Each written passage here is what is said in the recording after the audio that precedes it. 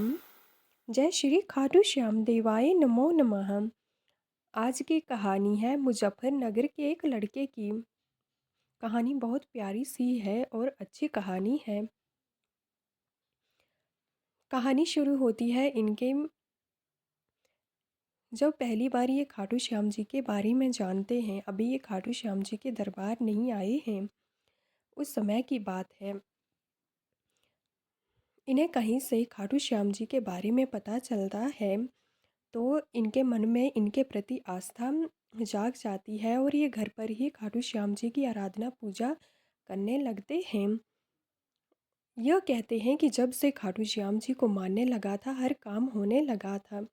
यहाँ तक कि जब भी इनके कोई एग्ज़ाम होते थे तो ये एक बार माथा टेक लेते थे खाटू श्याम जी के आगे और इनसे अरदास लगा देते थे कि श्याम आज मेरा टेस्ट या एग्ज़ाम है, आप देख लीजिएगा, अच्छी कृपा बनाए रखना। तो ये कहते हैं कि हर एग्ज़ाम बहुत अच्छे से जाता था, किसी प्रकार की कोई समस्या नहीं आती थी और आज भी कोई समस्या नहीं आती है। एक समय की बात है जब इनके भाई की तबीयत खराब हो जाती है और इनके इनका ये छोटा भाई है और उसकी बहुत ज़्यादा तबीयत खराब हो जाती है, जिसकी वजह से इनके भाई को एडमिट करवाना पड़ता है। इनकी तबीयत आए दिन और ख़राब होने लगती है और इन्हें इनके भाई को आईसीयू में दाखिल करना पड़ता है, जिसकी वजह से ये पूरा परिवार काफ़ी घबरा घबरा जाता है। ऐसे मुश्किल समय में ये लड़का अपने भाई के लिए खाटू श्याम जी से अरदास लगाता है और कहता है कि श्याम, अगर मेरा भाई ठीक हो जाएगा तो मैं पैदल आपके द्वार आऊँगा, रिंगस से खाटू श्याम तक पैदल यात्रा करूँगा। इस प्रकार ये अरदास लगा देता है। श्याम की कृपा और इस प्रकार इन पर बरसती है। घर से ही लगाई गई अरदास को खाटू श्याम जी स्वीकार कर लेते हैं और जो भी इनके भाई को प्रॉब्लम आ रही थी वो ठीक हो जाते हैं। इनके भाई की तबीयत पूरी तरह से ठीक हो जाती है। अब ये ठीक हो जाते हैं, जिससे इनका विश्वास और पक्का हो जाता है। परंतु अभी ये खाटू श्याम नहीं आए थे। इनका कहना, इनका मन तो था परंतु अभी बुलावा नहीं था। तो ऐसे समय में इनकी एक बहन है जो एग्ज़ाम की तैयारी कर रही थी, तो इनका भी 12th हो जाता है। इसके बाद ये जब अपना एजुकेशन कंप्लीट करते हैं तो नीट की प्रिपरेशन के लिए दिल्ली चले जाते हैं। वहाँ पर ये कहते हैं कि ये नीट की प्रिपरेशन के लिए दिल्ली जाते हैं और वहाँ जो भी टेस्ट देते हैं या एग्ज़ाम देते हैं क्वालिफाई कर लेते हैं। और ये कहते हैं कि इस दौरान इनकी बहन भी एग्ज़ाम दे रही थी, परंतु इनका कुछ ना कुछ मार्क्स से एग्ज़ाम रह ही जाता था। ये क्वालिफाई नहीं कर पा रही थी। यह इनकी जो बहन है ये इनसे बड़ी है, इनकी दीदी हैं। तो इनके लिए भी खाटू श्याम जी के पूजा जहाँ पर ये करते थे, जहाँ पर उनकी तस्वीर रखी हुई थी, वहाँ पर जाकर खाटू श्याम जी से अपनी बहन के लिए भी अरदास लगा देते हैं और श्याम की कृपा से इनकी दीदी की भी जॉब लग जाती है। कुछ ही समय बाद इनकी बहन की जॉब लग जाती है, ये खुद बताते हैं। इसके बाद इनके मन में था कि अब एक तो भाई की तबीयत ठीक हो गई है, उसके बाद पश्चात खाटू श्याम नहीं जा पाया हूँ। ऐसे समय में मुझे वहाँ दरबार भी तो जाना है और बहन की दीदी के लिए जो मैंने खाटू श्याम जी से अर्जी लगाई थी वो भी स्वीकार हो गई है, उनकी जॉब लग गई है। अब मुझे खाटू श्याम जाना चाहिए। तो ये और इनके दोस्त मिलकर खाटू श्याम आने के लिए और इनके पेरेंट्स खाटू श्याम आने के लिए ट्रेन की में टिकट बुक करवाते हैं, परंतु इन्हें टिकट नहीं मिल पाती है। इनका नाम वेटिंग में आ जाता है, जिससे इन्हें काफ़ी बुरा लग जाता है कि शायद खाटू श्याम मुझसे रूठे हैं या कोई बात है, ये मेरी बात क्यों नहीं सुन पा रहे हैं। तो यह चुपचाप 11 बार जय श्री श्याम जय श्री श्याम जय श्री श्याम इस प्रकार खाटू श्याम जी का नाम लेकर पढ़ने बैठ जाते हैं, यही सोचकर कि पहले कोई बात नहीं, पढ़ाई कंप्लीट कर लेता हूँ, कब फिर जब वेटिंग से ट्रेन में टिकट के लिए या खाटू श्याम जी के लिए नाम आ जाएगा तो चला जाऊँगा।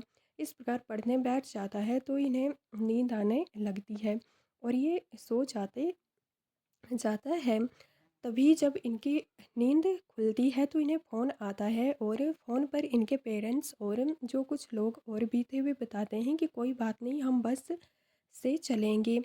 इससे इनकी खुशी का कोई ठिकाना ही नहीं रहता है, क्योंकि इन्हें बहुत ही प्रसन्नता महसूस होती है और इन्हें पूरी तरह से विश्वास हो जाता है कि श्याम इनकी हर बात सुनते हैं, हर पुकार सुनते हैं।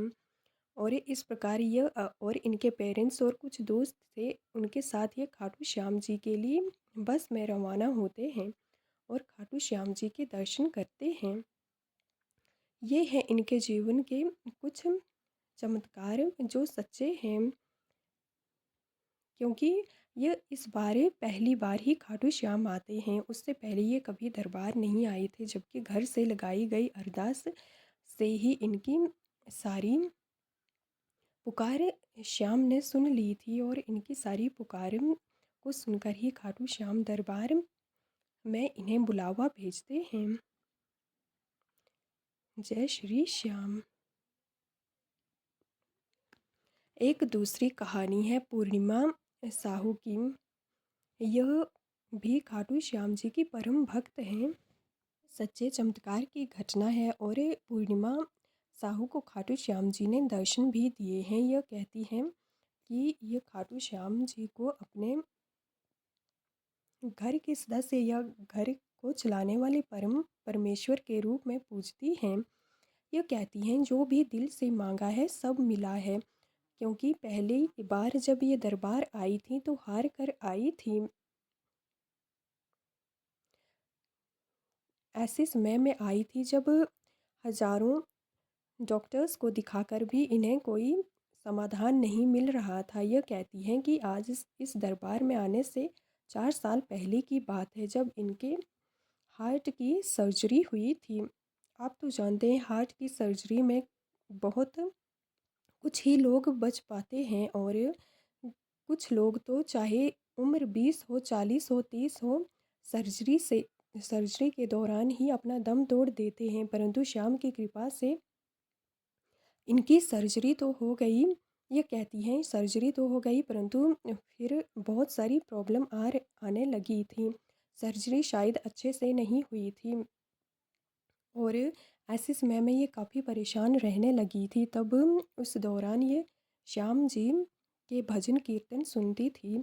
तो एक दिन की बात है कि ये किचन में काम कर रही थी और इनकी तबीयत भी कुछ ख़राब हो रही थी।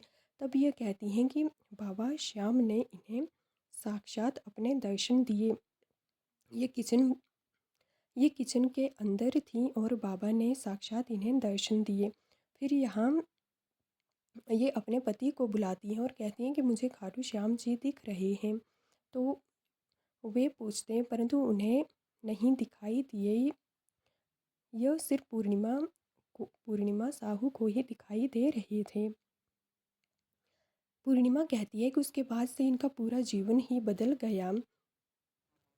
जिस प्रकार की मूर्ति या जिस प्रकार के खाटू श्याम दरबार में भक्तों को श्याम दर्शन देते हैं, उसी प्रकार ये कहती हैं कि उन्हें किचन में साक्षात दिखाई दे रहे थे और उस दर्शन के बाद इनकी तबीयत में बहुत ज़्यादा सुधार आने लगा। उस दौरान जब इन्हें दर्शन दिए तो खाटू श्याम दरबार में काम चला था, तो मंदिर को कुछ समय के लिए बंद रखा गया था। इस वजह से ये दर्शन के लिए तो नहीं आ पाती हैं, परंतु जब काम पूरा होता है तो ये उसके बाद यहाँ पर एक मेला आयोजित किया गया था। उस मेले में आई और यहाँ आकर इतना सुकून मिला कि उसको शब्दों में बयान नहीं किया जा सकता है। पूर्णिमा कहती हैं कि उसके बाद से ये कंटिन्यू यहाँ आने लगी और इनकी जो दवाइयाँ थी सब क्लियर होने लगी। इससे पहले ये दवाइयों के लिए हार्ट सर्जरी के पश्चात बहुत सारे डॉक्टर्स को दिखाने लगी थी। ये कहती हैं कि एक डॉक्टर बोल रहा था दूसरे डॉक्टर के पास जाओ, दूसरा डॉक्टर कह रहा था कि यहाँ जाओ वहाँ जाओ, परंतु कहीं से दवाइयाँ क्लियर नहीं हो पा रही थी। जब शाम दरबार में आई तो सब कुछ क्लियर हो गया और इनके जीवन में इतनी खुशियाँ आई। पूर्णिमा कहती हैं कि तब से मैं बहुत ज़्यादा खुश रहने लगी और इसके पश्चात भी इन्हें कई बार खाटू श्याम दिखाई देते हैं, साक्षात वे दर्शन देते हैं। ये कहती हैं कि इन्हें श्याम बाबा दिखते हैं जब ये बहुत बड़ी समस्याओं में होती हैं। सिर्फ दिखते ही नहीं हैं, ये कहती हैं कि उस समस्या का भी पल में समाधान हो जाता है। खाटू श्याम आने के पश्चात पूरी लाइफ ही चेंज हो गई है। आज बाबा के लिए कीर्तन भी करवाती हैं। श्याम के परिवार और इन पर इतनी कृपा बरसी है कि आज खाटू श्याम जी के लिए ये कीर्तन करवाती हैं और जब ये प्रोग्राम भी आयोजित करवाती हैं तो उसमें भी खाटू श्याम इन्हें साक्षात दर्शन देते हैं। सिर्फ दर्शन ही नहीं देते हैं, ये कहती हैं कि बाबा सच में इनकी हेल्प भी करते हैं। इनके पति भी इस बात की गवाही देते हैं कि यह बात सच है। इन्हें दर्शन भी होते हैं और उसके पश्चात इनका जीवन पूरी तरह से बदल चुका है। आज ये हर पल खुश ही दिखाई देती हैं, प्रसन्न ही रहती हैं। यह थी मुजफ्फरनगर के एक लड़के और पूर्णिमा के जीवन में घटित सच्ची घटनाओं पर आधारित कहानियाँ, जहाँ पर खाटू श्याम जी के साक्षात दर्शन और चमत्कार देखने को मिलते हैं। जय श्री श्याम, जय खाटू श्याम।